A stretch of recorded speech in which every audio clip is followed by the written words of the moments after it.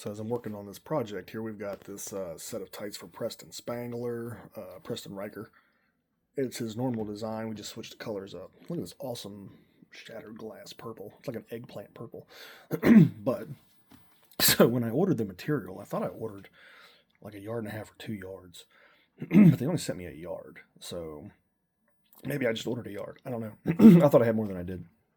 But his pattern, the length was about 4 inches short from what I had yardage wise. So at the bottom, I'm adding this extra 4 inches here or so, so that way it's long enough.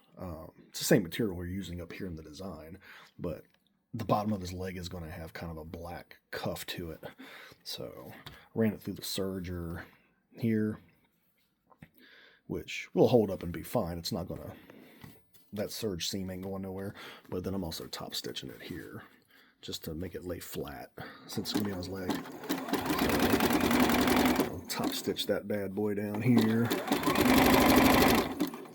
Running this through with one hand. Make sure I don't get my fingers. I already did the other leg, but sometimes you got to be creative. I had less of this purple material than I thought, so I wanted to make sure, because I have to do gauntlets and a belt for him also, so I wanted to make sure I had enough of it to do that too. Back stitch. Let's cut this. Little first person point of view perspective here, I guess. So there we got that.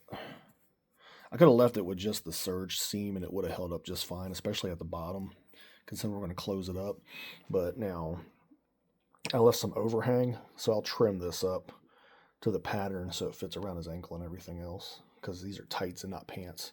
So yeah, let's sparkle. Sometimes you gotta be creative. So we got a nice clean seam there. And like I said, I could have left it with just the serged seam and it would have been fine.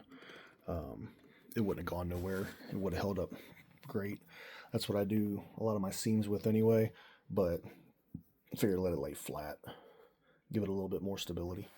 So there we go. Let's sparkle. I'm going to trim that, close up the crotch seams on this now, and then put the logos on the front and back. His name's going on the front and back. And then close them up. Got to put some gems and belt loops on them, and they'll be done. So, and then we get to make a belt and gauntlets that match. This is going to be a pretty dope looking set. This is going to be really nice.